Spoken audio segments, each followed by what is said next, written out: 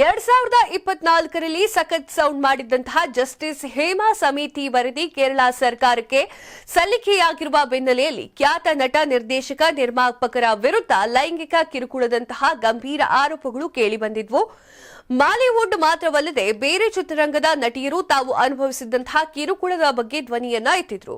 ಇದೀಗ ಬಾಲಿವುಡ್ನ ಹಿರಿತೆರೆ ಹಾಗೂ ಕಿರಿತೆರೆಯಲ್ಲಿ ನಟಿಸಿ ಸೈ ಎನಿಸಿಕೊಂಡಿದ್ದಂತಹ ನಟಿ ಉಪಾಸನಾ ಸಿಂಗ್ ಸೌತ್ ಸಿನಿ ಇಂಡಸ್ಟ್ರಿಯ ನಿರ್ದೇಶಕರೊಬ್ಬರು ತಮ್ಮ ಜೊತೆಗೆ ನಡೆದುಕೊಂಡ ರೀತಿಯನ್ನ ವಿವರಿಸಿದ್ದು ಸದ್ಯ ಇದು ವೈರಲ್ ಆಗ್ತಾ ಇದೆ. ಸಿದ್ಧಾರ್ಥ್ ಕಾನನ್ಗೆ ನೀಡಿದಂತಹ ಸಂದರ್ಶನದಲ್ಲಿ ಇವರು ಇದರ ಬಗ್ಗೆ ಮಾತನಾಡಿದ್ದಾರೆ.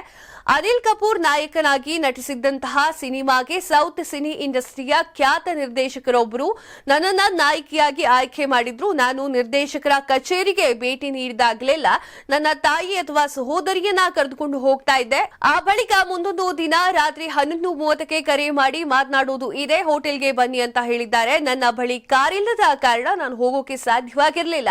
ನಾಳೆ ಬೆಳಿಗ್ಗೆ ಭೇಟಿ ಆಗ್ತೀನಿ ಅಂತ ಹೇಳಿದ್ದೆ. ಬಳಿಕ ನಿರ್ದೇಶಕರು ನಾನು ಹೇಳಿದ್ದು ಕಥೆಯ ಬಗ್ಗೆ ಮಾತನಾಡೋಕೆ ಅಲ್ಲ, ಬದಲಿಗೆ ಇದು ಬೇರೆ ರೀತಿಯ ಸೆಟ್ಟಿಂಗ್ ಅಂತ ಹೇಳಿದ್ರು.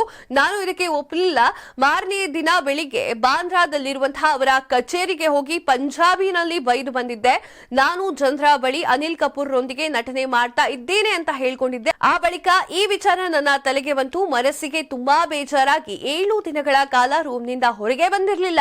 ನನ್ನ ತಾಯಿ ನನಗೆ ತುಂಬಾ ಸಪೋರ್ಟ್ ಮಾಡಿದ್ರು. ಇದೇ ಕಾರಣಕ್ಕೆ ನಾನು ಚಿತ್ರರಂಗವನ್ನ ಬಿಡದೇ ಇರಲು ನಿರ್ಧಾರ ಮಾಡಿದೆ ಅಂತ ನಟಿ ಉಪಾಸನಾ ಅವರು ಹೇಳಿಕೊಂಡಿದ್ದಾರೆ.